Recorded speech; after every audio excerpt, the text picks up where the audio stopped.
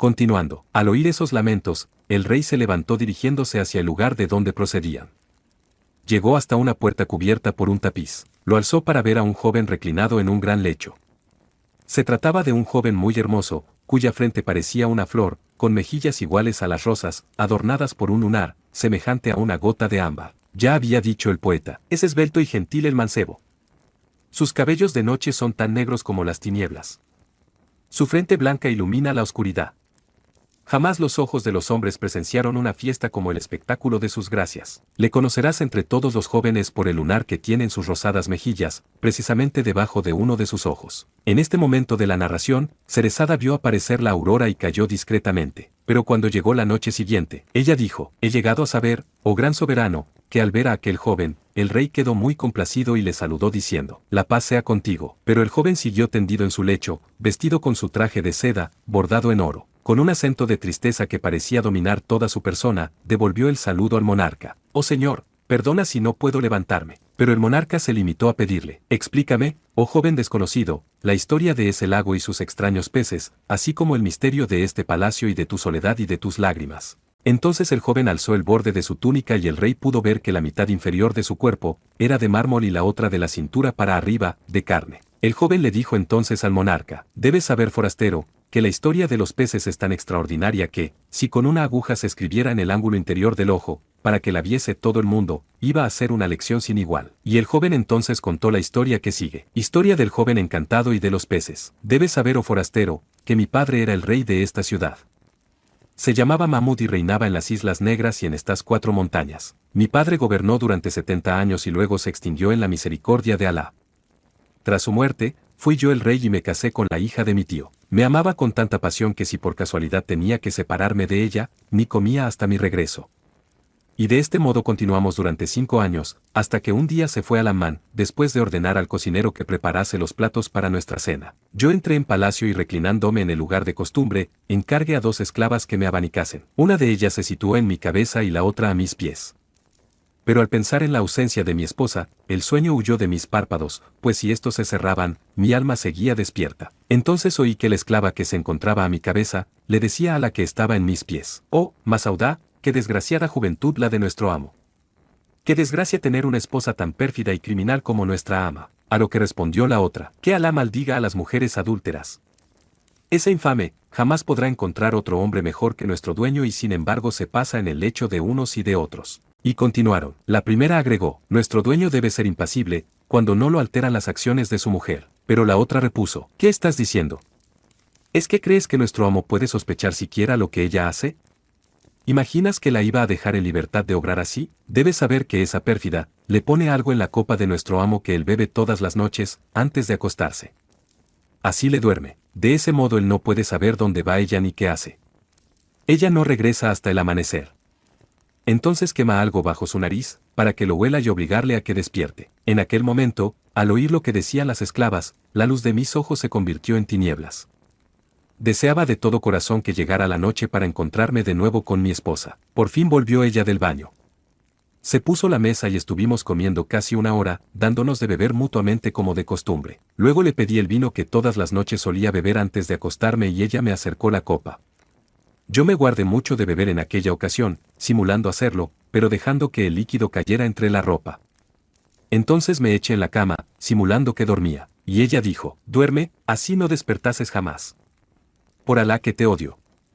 Y odio tu imagen y mi alma está harta de tu trato. Luego se puso de pie, se vistió con su mejor ropa, se perfumó, se ciñó una espada y se marchó. Ella atravesó todos los zocos, hasta llegar a las puertas de la ciudad, que estaban cerradas. Entonces dijo algo en una lengua que no comprendí y los cerrojos cayeron y se abrieron las puertas para que pudiese salir. En ese momento de su narración Cerezada, vio aproximarse la mañana y cayó discretamente. Cuando lució el sol, el rey se dirigió a la sala de justicia, donde estuvo ocupado toda la jornada.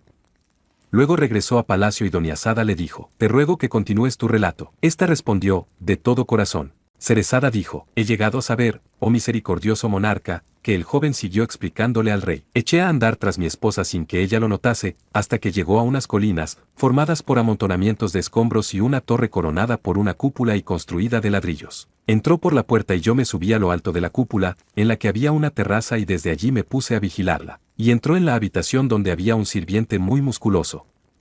Era horrible, tenía el labio superior como la tapadera de una marmita y el inferior con la misma marmita, tan colgantes ambos que podían escoger los guijarros entre la arena. Estaba comido por las enfermedades y tendido sobre un montón de cañas de azúcar.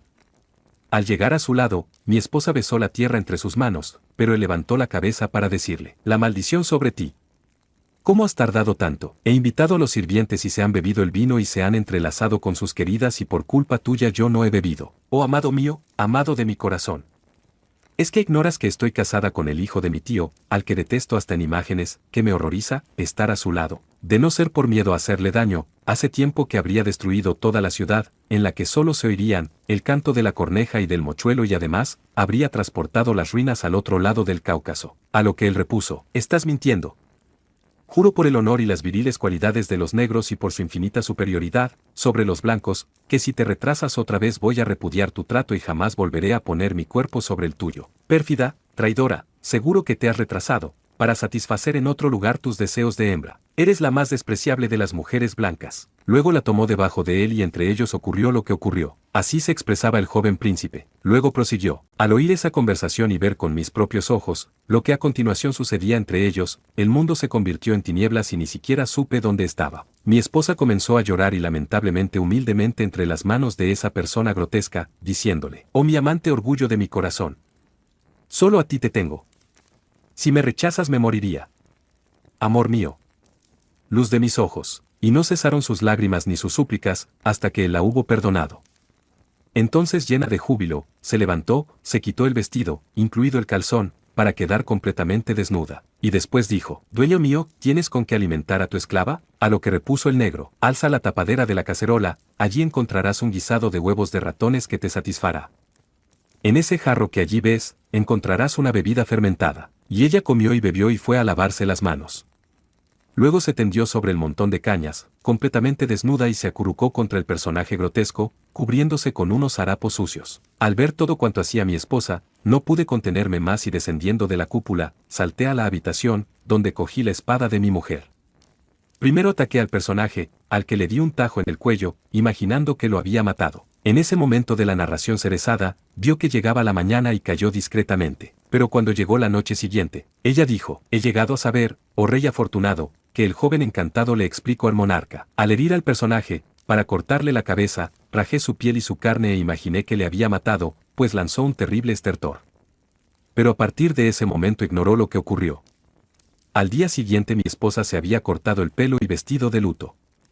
Al verla yo me dije: «Oh esposo mío, no censures lo que hago, pues acabo de saber que ha muerto mi madre, que a mi padre le ha matado la guerra santa, que a uno de mis hermanos ha fallecido de la picadura de un escorpión y que el otro ha quedado enterrado bajo una de las ruinas de un edificio.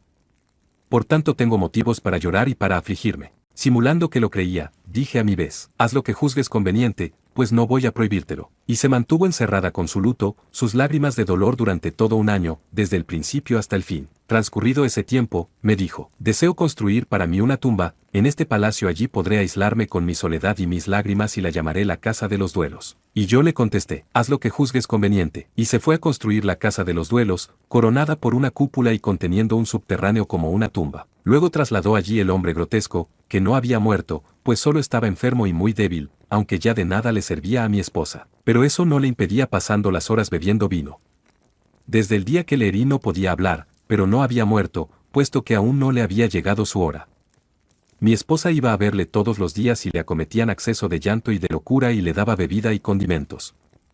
Así lo hizo durante todo un año, desde la mañana a la noche. Yo tuve paciencia, pero cierto día, al entrar de improviso en su habitación, la oí llorar y arañarse la cara, mientras decía: «Partiste, mi amado, por lo que he abandonado los hombres y vivo en la soledad, pues mi corazón no puede ya amar, desde que tú te fuiste, mi muy amado. Si vuelves a pasar cerca de tu muy amada, recoge sus mortales despojos, en recuerdo de nuestra vida terrena y dalse el reposo de la tumba, donde tú quieras, pero siempre muy cerca de ti. Que tu voz recuerde mi nombre de otras épocas, para hablarme en la tumba. Oh, pero tú, eres mi tumba, solo oirás el triste sonido de mis huesos, al chocar entre sí». Cuando hubo concluido su lamentación, saqué la espada y le dije: «Oh traidora, así solo hablan los infieles, que reniegan de su amor y pisotean el cariño.